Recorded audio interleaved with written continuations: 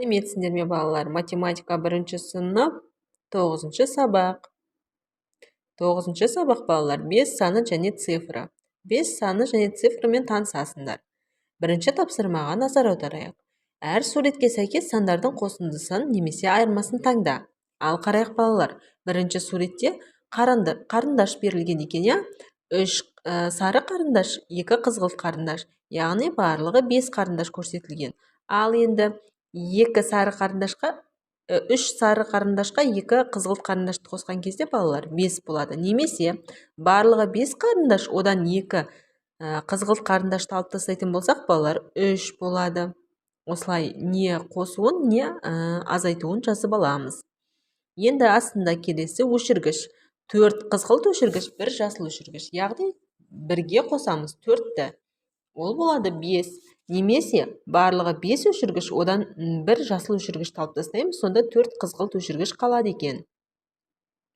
Келесі қалам, яғни 5 қалам берілген барлығы. 5-тен 1-ді азайтамыз, яғни 4 көк қалам және 1 сары қалам берілген екен. 5-тен 1-ді азайтамыз балалар, 4 болады. Немесе 1 сары қаламға 4 көк қаламды қосқанда барлығы 5 болады.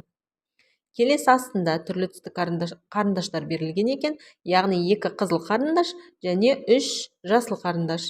Оларды қосқан кезде балалар 5 болады. Немесе барлығы 5, одан 2 қызыл қарындашты алып тастасақ, 3 жасыл қарындаш қалады деген сөз.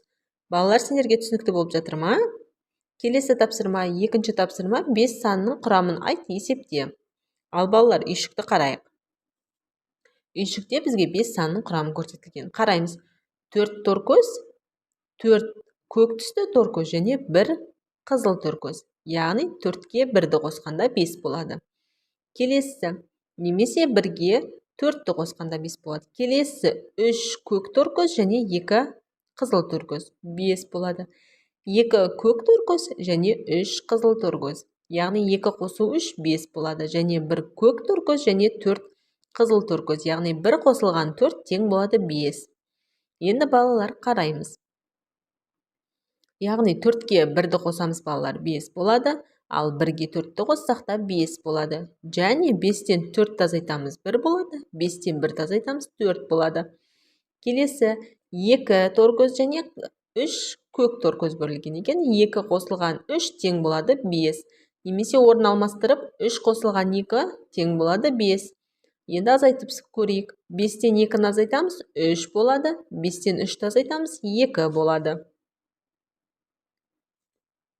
Үшінші тапсырма. Балалардың қалай есептегенін айт дейді. Ал балалар, қарайық. Қыз бала қалай есептепті?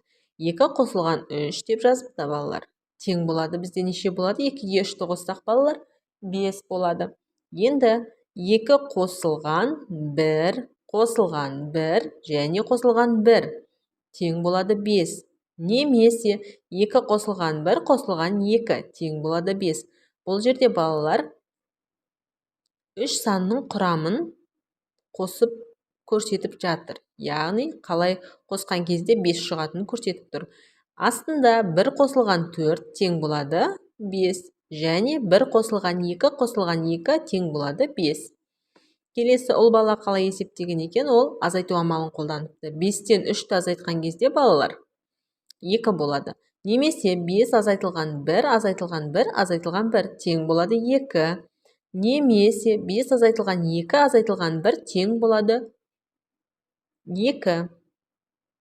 Келесі 5 азайтылған 4 тең болады 1. Яғни 5-тен 2-ні азайтамыз және 2-ні азайтсақ 1 болады. Балалар, түсінікті ма балалардың қалай есептегені? Жарайсыңдар. Келесі 4-ші тапсырма бізде есепте дейді балалар. Өздеріміз отырып дәптерімізге әдемілеп, көркем түрде жазып, есепті шығарайық. Бұл бүгінгі тақырыпқа байланысты берілген есеп. Өте оңай. 4 қосылған 1 тең болады неше? 5 болады. 3 қосылған 2 тең болады 5. Енді 5-тен 1-ді азайтқан кезде балалар 4 болады. 5-тен 3-ті азайтсақ 2 болады. Жарайсыңдар. Келесі 5-ші тапсырма. Жапырақтарға 1-ден 5-ке дейінгі сандарды жаз. Достарыңмен бірге сан жазылған бір жапырақтан ал. қатарға реті бойынша тұрыңдар дейді. Ал балалар, бізде 5 жапырақ берілген, алайда олардың орындары алмасып кеткен. Біз достарымызбен бірге бір-бір жапырақты аламыз және рет-ретімізбен тұрамыз. Яғни 1, 2, яғни 1 деген жапырақты алған бала бірінші, екінші жапырақты алған бала екінші, үшінші жапырақты алған бала үшінші тұрады. Төртінші жапырақты алған бала төртінші, ал бесінші жапырақты алған бала бесінші тұрады. Осылайша қатарға реті бойынша тұрамыз, балалар. Жарайсыңдар, балалар. Бүгінгі сабақ түсінікті болды ма? Сабақ сендерге ұнаса, каналға тіркеліп, лайк басып, комментарий жазуды ұмытпаңдар.